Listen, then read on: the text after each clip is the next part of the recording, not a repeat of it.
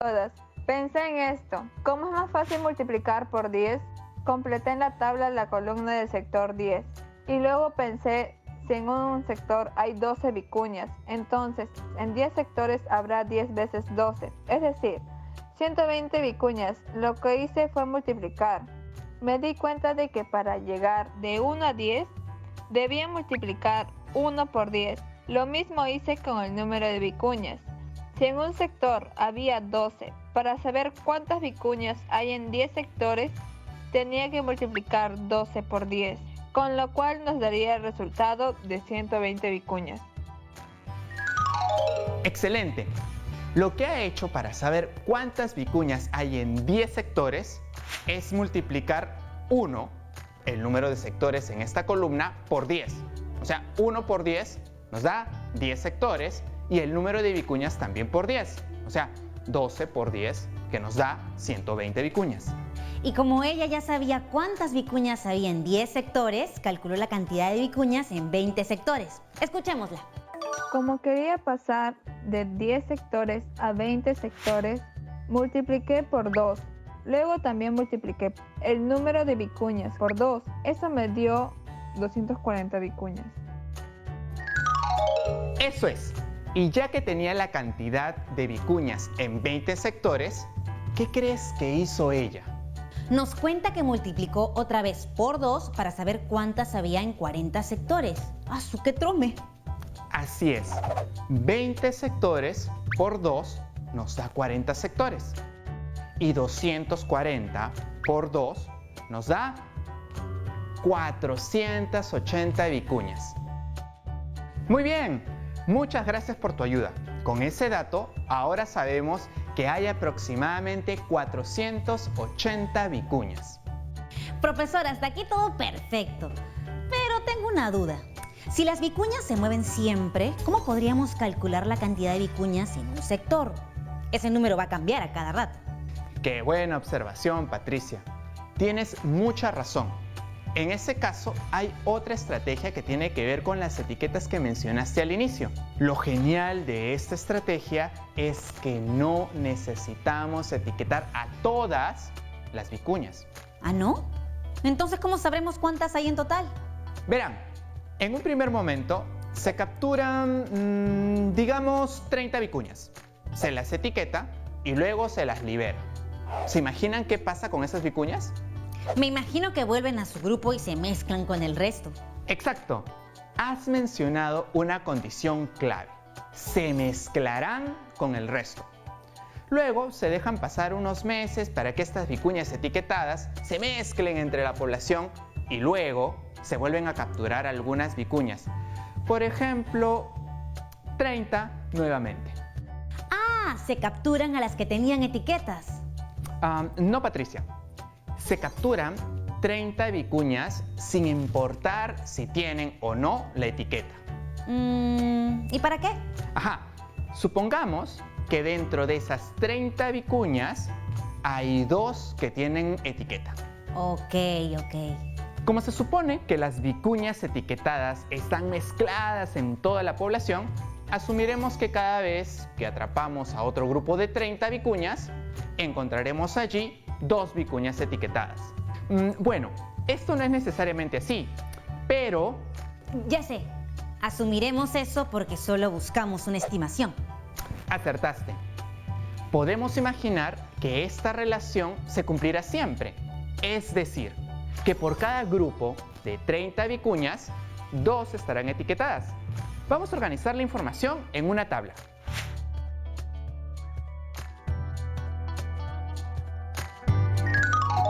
Creo que voy entendiendo. Si atrapamos a 2 grupos de 30 vicuñas, habría 60 vicuñas en total, de las cuales 4 vicuñas estarían etiquetadas. Exacto. Y si atrapamos otro grupo de 30 vicuñas, tendríamos... 90 vicuñas, de las cuales 6 estarían etiquetadas. ¿Podríamos decir que en total hay 90 vicuñas? No, profesor, porque en 90 vicuñas hay solo 6 etiquetadas. Y yo recuerdo que etiquetamos a 30. Entonces tendríamos que completar la tabla hasta llegar a 30 vicuñas etiquetadas. Exacto. ¿Y cómo podríamos llegar a las 30 vicuñas etiquetadas? ¿Qué dicen ustedes, chicos y chicas, en casa?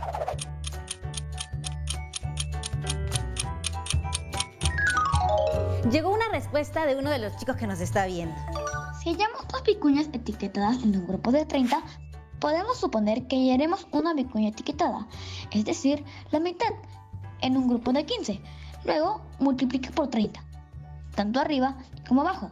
Así 1 por 30 me dio 30, que es el número de vicuñas etiquetadas. Y abajo, 15 por 30 me dio 450, que sería el número total de vicuñas.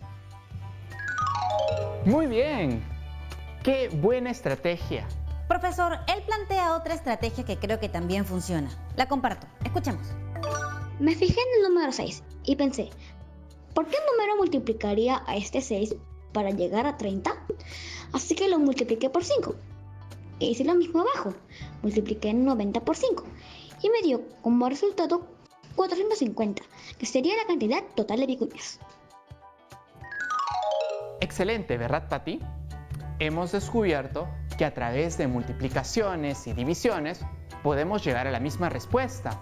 Como verán, existen distintas estrategias para completar una misma tabla. Chicos y chicas, ¿se animan a encontrar una forma más? Seguro ya tienen un montón de alternativas más. Todas y todos son unos capos, la verdad, profesor. Ha sido para mí muy desafiante hacer las estimaciones de la población de vicuñas usando la matemática. Pero lo hemos logrado con su ayuda y sus consejos. Gracias. Hemos multiplicado, hemos dividido. ¿Hay algún otro concepto matemático que hayamos utilizado en esta actividad, profesor? Bueno, te daré algunas pistas. ¿Te fijaste que en cada una de las tablas colocábamos dos tipos de valores? Por ejemplo, en la tabla, la primera fila representaba al número de sectores y en la segunda al número de vicuñas. El número de sectores y el número de vicuñas son ejemplos de magnitudes. ¿Magnitudes, profesor? Sí, así es, Patricia.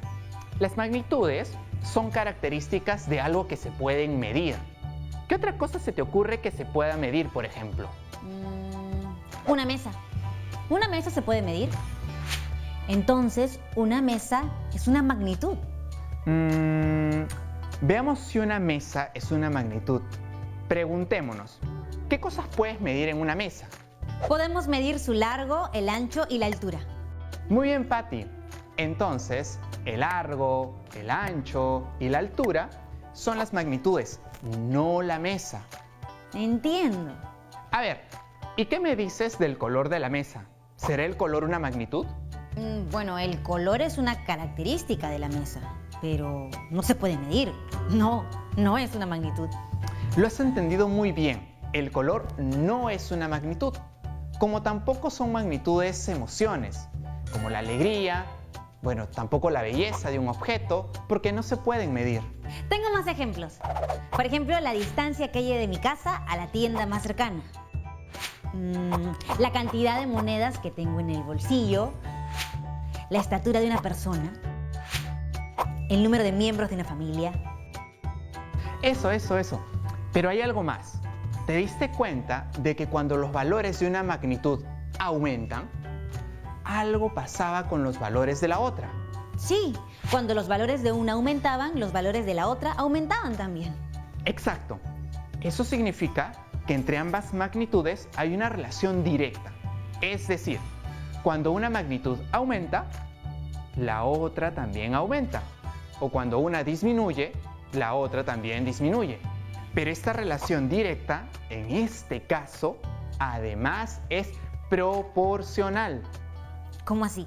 Ya. ¿Recuerdan qué les pasaba a los valores de una magnitud cuando la otra la multiplicabas, por ejemplo, por 2? La otra también se multiplicaba por 2. Y lo mismo pasaba con 10. Si una se multiplicaba por 10, la otra también hacía lo mismo. Vimos que un niño se animó a dividir. ¿Nos puedes recordar lo que hizo? Sí, claro, profesor. Para pasar de 2 a 1 en la fila de arriba, dividió entre 2. Y lo mismo hizo con la magnitud de abajo. Dividió 30 entre 2. Pues bien, cuando eso sucede, cuando dos magnitudes se relacionan de este modo, directa y proporcionalmente, se dice que son magnitudes directamente proporcionales. Y una pregunta, ¿estas magnitudes directamente proporcionales aparecen en otras situaciones también? Las magnitudes directamente proporcionales son muy cotidianas. Por ejemplo, si estamos en el campo y queremos ir de un lugar a otro en moto o en auto, sabemos que si le ponemos más gasolina, vamos a poder recorrer más kilómetros. Y si le ponemos menos gasolina, obviamente podremos recorrer menos kilómetros. O si una persona tiene una cantidad de dinero, puede comprar un cierto número de caramelos. Si tiene el doble de dinero, puede comprar el doble de caramelos. Sí, a mí se me ocurre otra, por ejemplo, los panes y la masa. Si quiero hacer más panes, necesitaré más masa. Y si solo quiero hacer poquitos panes, pues necesitaré poca masa. Así es, ese es otro muy buen ejemplo, Patricia. Con estos ejemplos me ha quedado mucho más claro, profesor. Muchísimas gracias. De nada, Patti, ha sido un gusto para mí y espero que pongan en práctica lo aprendido el día de hoy. Los animo a buscar más ejemplos de magnitudes directamente proporcionales. Conmigo será hasta la próxima. Chao chicas, chao chicos, chao Patti. Uf, qué importante todo lo que hemos aprendido el día de hoy, ¿no les parece? Hemos podido hacer estimaciones sobre la cantidad de animales que hay en una población usando la matemática. Increíble. Lo hicimos primero a través de una estrategia que podemos usar en muchos momentos de nuestra vida. Si queremos resolver un problema muy grande, podemos dividirlo en problemas más pequeños que podamos manejar. Logramos resolver este tipo de problemas usando tablas para organizar y analizar los valores de las magnitudes. En este caso, magnitudes directamente proporcionales. ¿Recuerdan qué se necesitaba para que dos magnitudes sean directamente proporcionales? Pues bien, recordemos. Para que esto suceda, las magnitudes deben cumplir dos condiciones. Número 1. Si una magnitud aumenta, la otra también. Y si una disminuye, la otra disminuye. Número 2. Si una se multiplica o divide por un número, la otra magnitud también se multiplica o divide por el mismo número. Para seguir aprendiendo sobre magnitudes directamente proporcionales, pueden revisar y resolver algunas situaciones en el cuaderno de trabajo de quinto grado en la página 135 y 136. Qué útil ha sido comprender las magnitudes directamente proporcionales, ¿no les parece? Y qué interesante cómo nos sirvieron para estimar la cantidad de animales y averiguar cuántas vicuñas habían. Recuerden compartir con sus familiares todo lo que han aprendido y también anoten las preguntas que tengan para que las compartan con sus profesores, con sus amigos o con sus amigas. Muy importante, no olviden guardar todo lo trabajado en su portafolio. Y como siempre, a lavarse muy bien las manos con agua y con jabón y desinfectar todo con mucho cuidado. Nos vemos hasta la próxima actividad. Que tengan un muy bonito día. Nos vemos. Hasta la próxima.